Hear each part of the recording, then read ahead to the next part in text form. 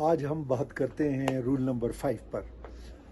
Roll number 5 جو ہے وہ اب تک ہم نے دیکھ لیا 1 2 3 4 میں، تو ابھی جو ہے وہ گیم کھیلنی ہے۔ تو جیسے فٹ بال میں ہاف ہوتا ہے، کرکٹ میں اننگ ہوتی ہے، پولو میں چکر ہوتا ہے، تو گولف میں جب بھی کمپٹیشن ہوتا ہے تو وہ ایک راؤنڈ یا مختلف راؤنڈز کا ہوتا ہے۔ تو 5.1 کہتا ہے کہ مطلب کیا ہے راؤنڈ کا، تو 5.1 ایکسپلین پھر خود ہی کرتا ہے رول کہ راؤنڈ جو ہے وہ کمیٹی ڈیسائیڈ کرتی ہے، اور یہ 18 یا اس سے کم ہول کا جو ہے وہ ایک راؤنڈ ہوتا ہے۔ اچھا، اس کے بعد زیادہ ڈیٹیل میں نہیں جائیں گے، بس مین سمجھیں گے کہ ہمیں پتہ ہو ایز اے کھلاڑی کہ یہ رول کیا ہے، کون سا رول کس کو ڈیل کرتا ہے۔ سو 5.1 کہتا ہے کہ جی صرف راؤنڈ کی ایکسپلینیشن دیتا ہے کہ راؤنڈ کیا ہوتا ہے، اور اس کے اندر کیا ہے۔ راؤنڈ جو ہے وہ مزید تھوڑا سا ایکسپلین کرتا ہے کہ جو اسٹروک پلے ہے اس کے اندر راؤنڈ جو کمیٹی نے بتایا ہوتا ہے وہی ہوتا ہے۔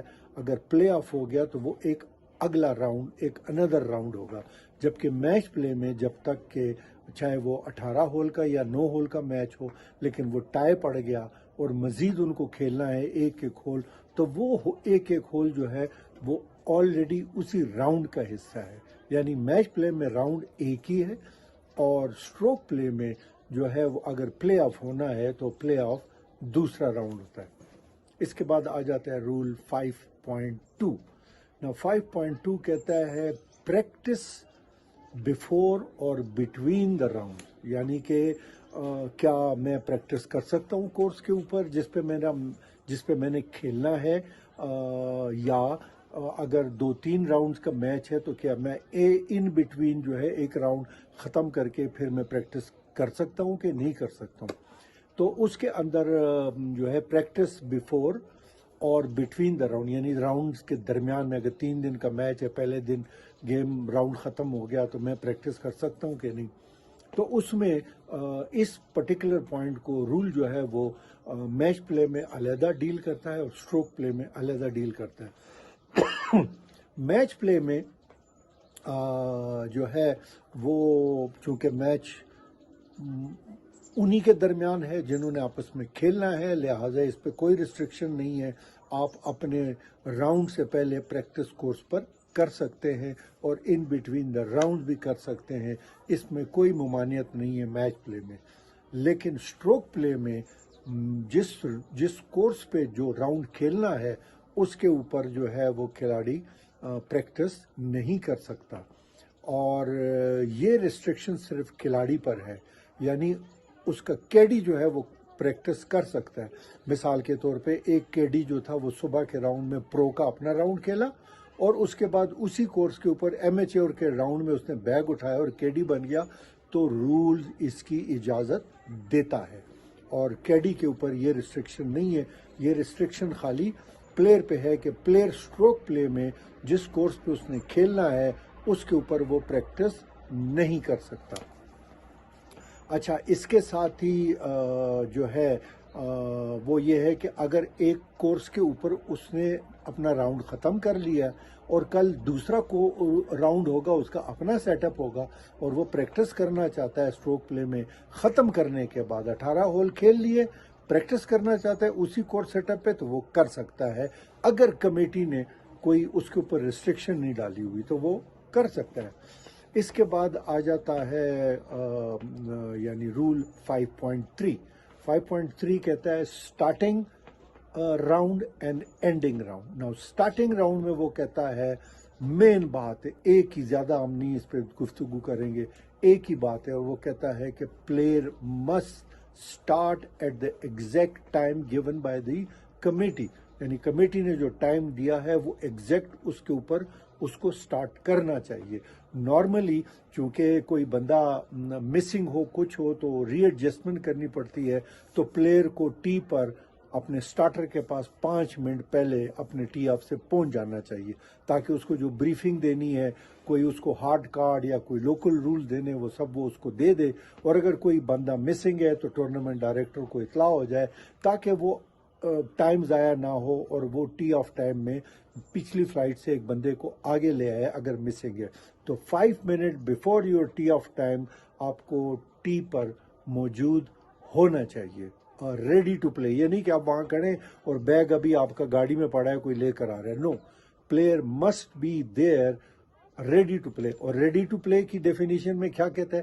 ریڈی ٹو پلے میں مطلب ہے اس کے پاس ایک بال ہو اور ایک کلب ہو کہ وہ سٹروک اپنے ٹی آف ٹائم پہ وہ کھیل سکتا ہے چاہے وہ کوئی بھی کلب ہو.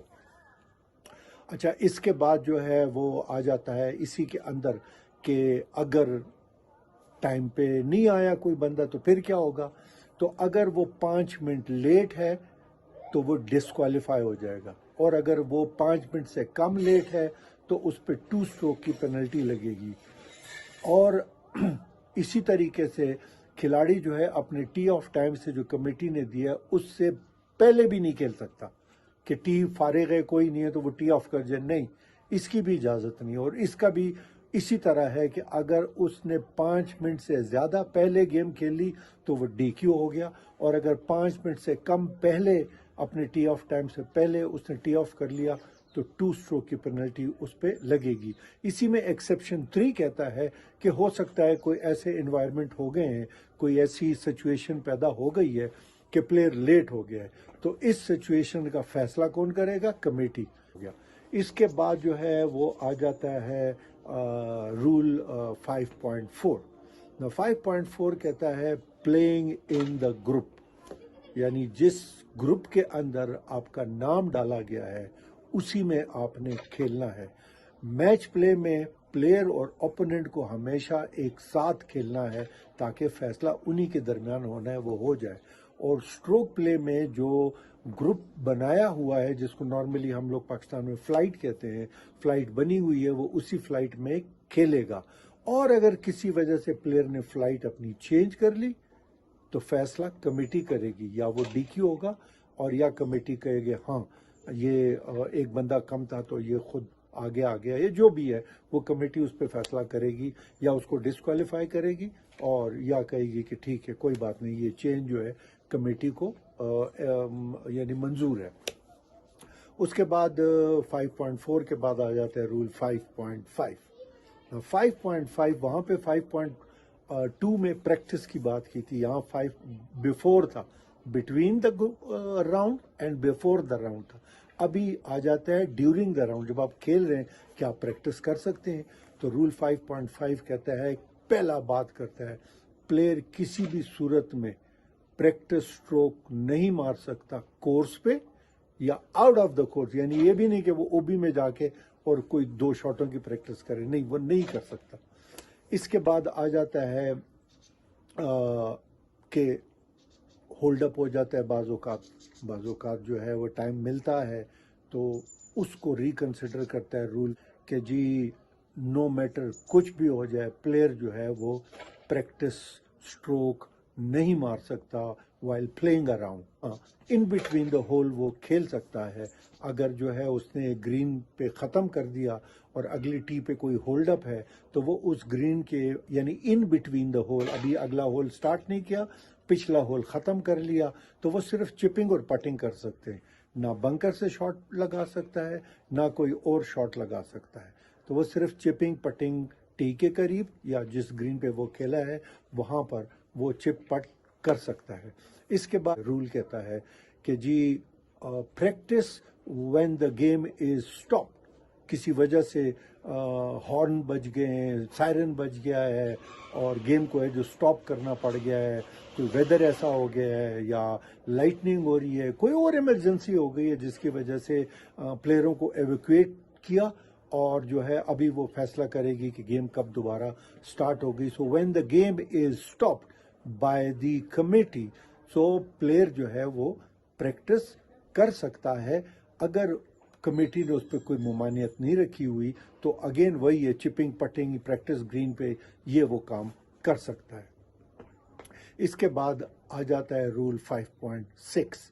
5.6 میں وہ کہتا ہے کہ جی prompt pace of play and unreasonable delay, یعنی کہ کھلاڑی کو بالکل تیز رفتاری سے اگلی فلائٹ کی جو ٹیل ہے یعنی اگلی فلائٹ اور آپ کے درمیان میں صرف ایک سٹروک کا فاصلہ ہونا چاہیے.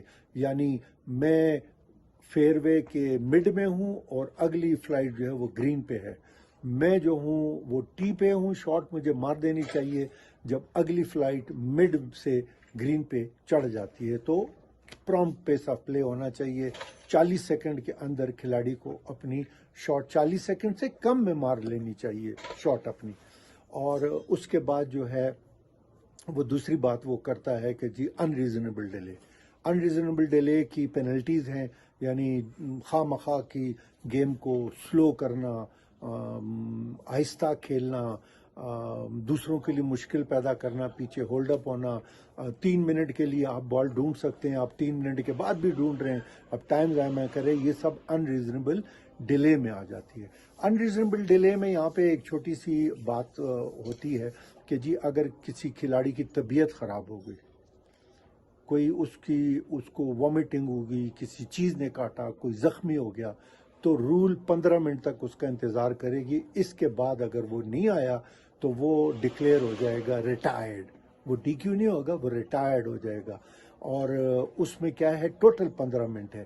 یعنی اگر وہ ایک جگہ پہ کوئی مرہم پٹی کرتے, طبیعت خراب ہوتی ہے اس کی 5 منٹ کے لیے, پھر وہ کھیلتا ہے, پھر اگلی 2 ہولوں کے بعد پھر طبیعت خراب ہوتی ہے, پھر 5 منٹ لیتا ہے, پھر اس کی طبیعت خراب ہوتی ہے. تو یعنی چھوٹے چھوٹے ٹکڑوں میں بھی ٹوٹل 15 منٹ ہے اور 1 گو میں بھی ٹوٹل 15 منٹ ہے. 15 منٹ کے بعد وہ کھلاڑی جو ہے وہ ریٹائرڈ ہو جائے گا.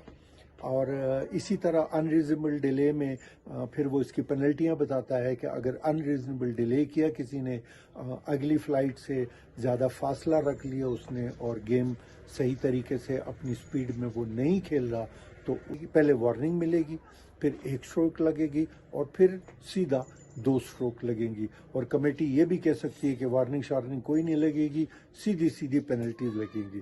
تو یہ رول جو ہے یہ رول 5.6 میں آ جاتا ہے. اس کے بعد آ جاتا ہے رول 5.7. 5.7 کہتا ہے کہ جی سٹاپنگ گیم اینڈ ریزیومنگ گیم, یعنی گیم کو بند کرنا اور پھر خود ہی گیم کو دوبارہ شروع کرنا.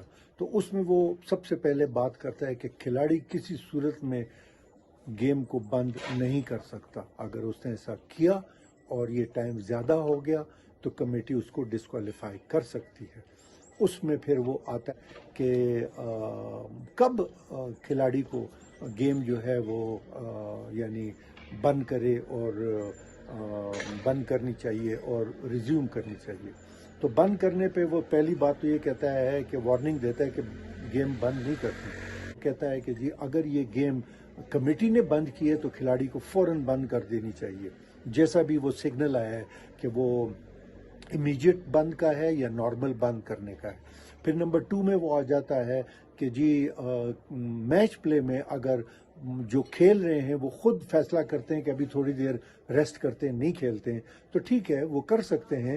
لیکن اگر ان میں سے ایک بندہ بھی یہ جو سٹے کرنے کا, رکنے کا ارادہ تھا وہ ختم کر دے اور وہ اٹھ کے ٹی پہ آنا جا رہے ہیں, تو سب کو ٹی پر پہنچنا ہے, ورنہ رول انریزنیبل ڈیلے میں ان کو ساتھ ڈیل کرے گی پھر. اور اسی طرح تیسرا اس کے اندر ہے کہ ان کیس آف ڈینجر, کوئی ایسا جانور آ گیا, کوئی لائٹننگ شروع ہو گئی, تھنڈر اسٹارم ہو گیا, اور ایسی صورت میں کھلاڑی نے خود فیصلہ کیا اپنی حفاظت کے لیے کہ وہ گیم کو بند کر دے, تو وہ کر سکتا ہے, مگر اس کو ASP کمیٹی کو انفارم کرنا ہوگا کہ میں نے اس جگہ پہ میں تھا, یہ تھنڈر اسٹارم آیا, یہ وجہ تھی, میں نے گیم بند کر دی ہے. پھر وہ کمیٹی اس کو بتائے گی کہ ہاں کب شروع کرنی ہے اور کیا کرنا ہے. اس کے بعد 5.7B آ جاتا ہے. 5.7B میں وہ کہتا ہے کہ جی کھلاڑی کو کیا کرنا چاہیے جب گیم بند کر دی جائے. تو اس میں کیا ہے کہ یہ کون سی گیم بند ہوئی ہے, یہ امیجیٹلی بند ہوئی ہے.